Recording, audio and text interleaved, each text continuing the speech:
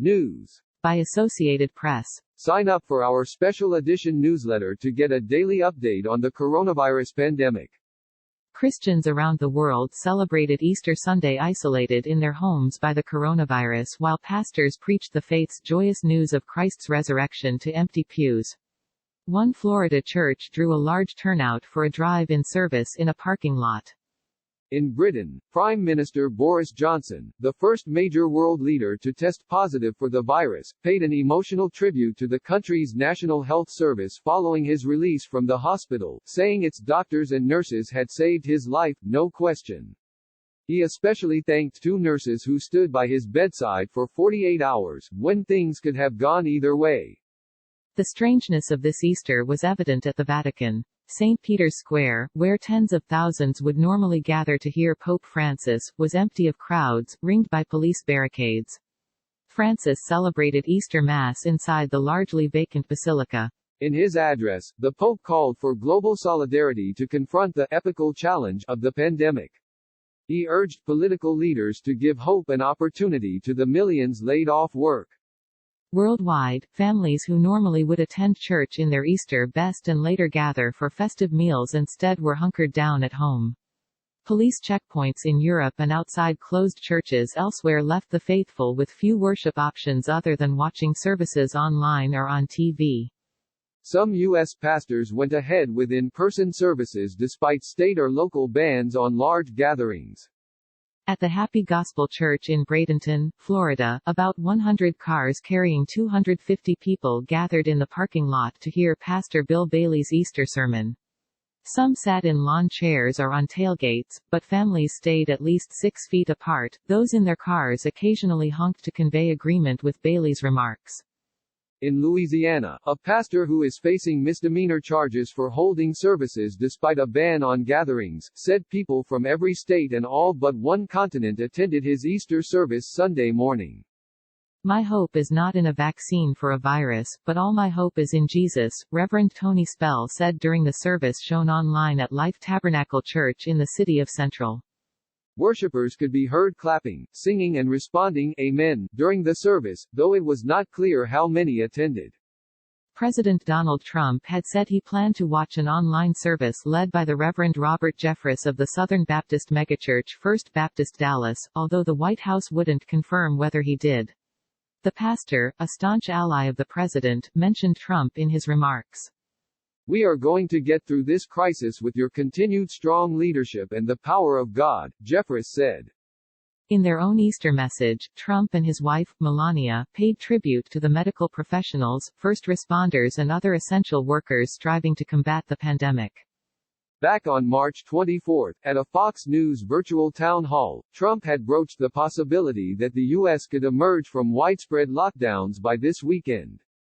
I would love to have the country opened up and just raring to go by Easter, he said. Wouldn't it be great to have all of the churches full? Trump said in a subsequent interview. You'll have packed churches all over our country. Instead, most churches were empty, including St. Patrick's Cathedral in New York City, which is now the epicenter of the pandemic in the U.S. Cardinal Timothy Dolan, who led a televised mass, said he was pleased congregants could have a virtual celebration. We miss you though, he added. We'd rather you be here physically. In the morning, members of churches from across New York sang, Christ the Lord is risen today, from balconies and windows. Even if you didn't hear everyone, God heard everyone, said Kathy Keller, of Redeemer Presbyterian Church, who helped organize the event online.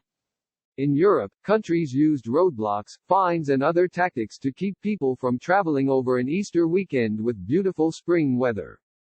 The Italian government said weekend police patrols resulted in more than 12,500 people being sanctioned and 150 facing criminal charges for allegedly violating lockdown measures. On the hopeful side, officials said Italy recorded the lowest number of new coronavirus victims in 3 weeks, with 431 people dying in the past day to bring its total to 19,899. It was the lowest day-to-day toll since March 19. As hard-hit countries like Italy and Spain see reduced daily virus infections and deaths, economic pressures are mounting to loosen the tight restrictions on daily life. Southern Europe and the United States, whose death toll of over 20,600 is now the world's highest, have been the recent focal points of the pandemic.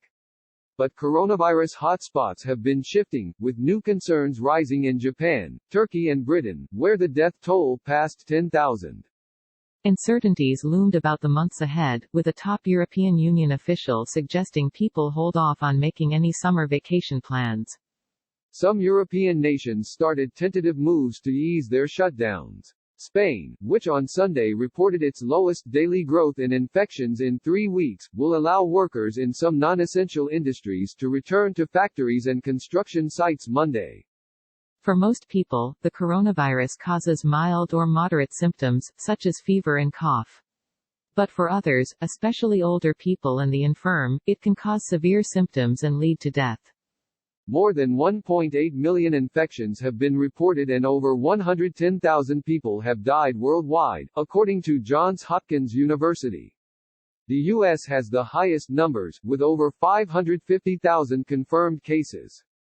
The figures certainly understate the true size and toll of the pandemic, due to limited testing, uneven counting of the dead and some governments' desire to play down the extent of outbreaks. In Britain, where the death toll passed the 10,000 mark, Johnson thanked those who treated him ahead of his release Sunday from St. Thomas's Hospital and praised the entire National Health Service, which he called the beating heart of this country. His week in the hospital included 3 nights in the intensive care unit, where he received oxygen. "I can't thank them enough. I owe them my life," said Johnson, 55, in his first public statement since he was moved from intensive care Thursday.